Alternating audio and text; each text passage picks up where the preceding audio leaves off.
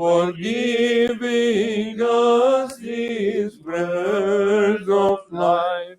للمسيح يسوع التسبيح والبركات.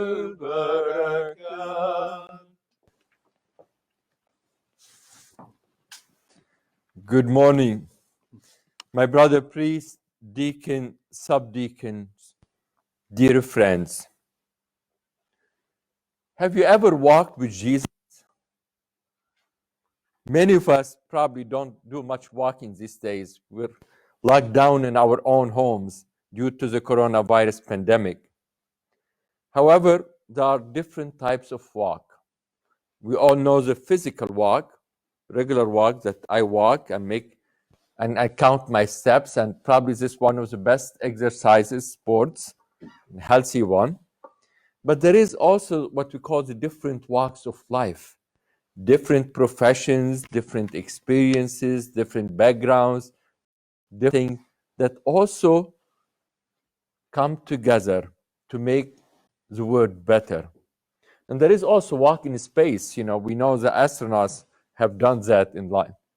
But walking with the Lord is an experience that I invite you and invite myself, reminding myself, and that all the saints, righteous and just, have done it along the centuries, to walk with the Lord, to walk according to His will, to walk in His ways according to the teachings of the Lord Himself.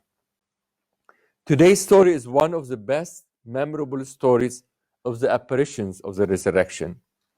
Two disciples were going back from Jerusalem to Emmaus, probably their own town. One of them is named Cleopas. Now the other, they have different explanation.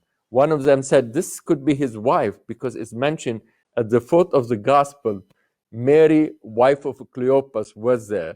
Some they say it's not mentioned by name intentionally because that person represent you and me, represent everyone walking on that road of Emmaus. And Luke mentions the name of Cleopas just to give us more for sure it's a real story. It's not just hearsay. And the gospel tells us that it is around 7 miles Emmaus from Jerusalem, west of Jerusalem. That tells us that the two disciples that were going from the light into the sunset, the darkness. The opposite way of the Christian, they go from darkness all the way into light from that perspective. And today, if you visit Emmaus, there is few monasteries for contemplative life. Those people who really dedicate their life in time of prayer and silence, walking that journey with the Lord Himself. The two disciples were probably going back to their own old life after their hopes were squashed. Interestingly, they were really going in the opposite direction. He told us that He has risen, but it's like a phantom for them, it's a ghost. Amazingly, Christ joined the discussion. They were even prevented from recognizing the stranger, perhaps because by preoccupation with their own disappointment and problems. And Christ questioned them, and they told Him, and this is famous, are you strangers, the only stranger in Jerusalem who does not know what had happened? We still know, if somebody will want to criticize that, are you stranger, like you're strange about Jerusalem? You don't know what's going on? You're out of this world. Where do you live? In different planet? And Christ is amazing. He listens, He explains, He captivates their attention. At the end, He accepts their invitation. Stay with us. The day is almost over and darkness is coming. He shares in the hospitality, accepts their hospitality, and reveals Himself in the breaking of the bread. Remember the Last Supper, He said, do this in memory of me. He did it. And that He opened their eyes to see the reality, the truth. And He set them on fire. And now they're not anymore afraid of the darkness, as they will go back to Jerusalem to report to the other disciples and to the community of disciples as well. We have seen the Lord. Now they're not afraid anymore. They're going. And the gospel said, yes, we have seen him as well, the apostle said, the disciples. But Peter was the only one mentioned by name. The Lord appeared to Peter for a special reason, special task, to lead the flock, shepherd God's people. And this gospel has the good news and the bad news as well. We really reflect our own life as well. We have bad news and good news. There is a story, sometime a joke, about a farmer who came to the banker and said, I have a loan with you. You remember when I bought my property, I had to take a loan. And this year, unfortunately, there is a drought, the crops were not good, and I won't be able to pay. He said, oh, okay.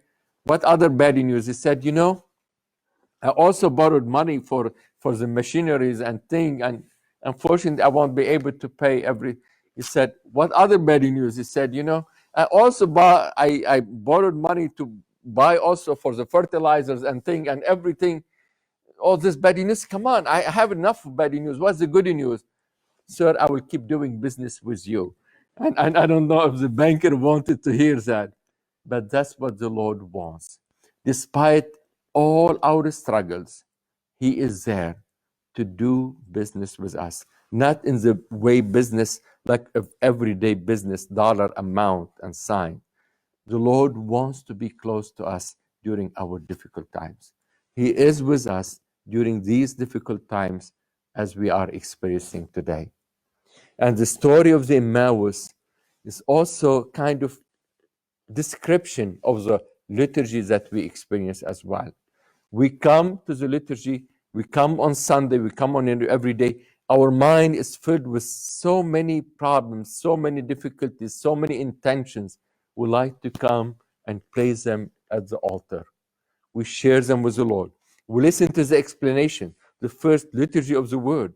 We hear the word of the Lord. We meditate through the different interpretations, the homily.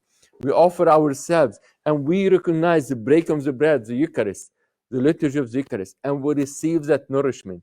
And at the end, go in peace, not just to go back to our home, to our daily life, business as usual. No, to go and preach the good news to others. Like the two disciples on the road of Emmaus, they didn't go back they came back to share the good news. I don't know how many of us, when we leave the church on Sunday, after the liturgy, we go back to our own homes and sharing the good news with others during the week. I don't know how many preach God to others during the week, how many reflect the joy they have received on Sunday of receiving Christ himself and sharing with others as well. Brothers and sisters, each one of us has his and her own Emmaus journey. Our hopes and dreams are shattered at one time. We forget that the Lord is there walking with us. We don't recognize him often. We did not discern his messages. We don't recognize him in each other. During this coronavirus pandemic, many complain, what is the Lord to stop these things? What is the Lord to cure everybody? Yes, God can do anything and everything he wants. However, he respects the laws of nature. He respects my own freedom. He often laments the way I use my freedom. However, what am I doing myself?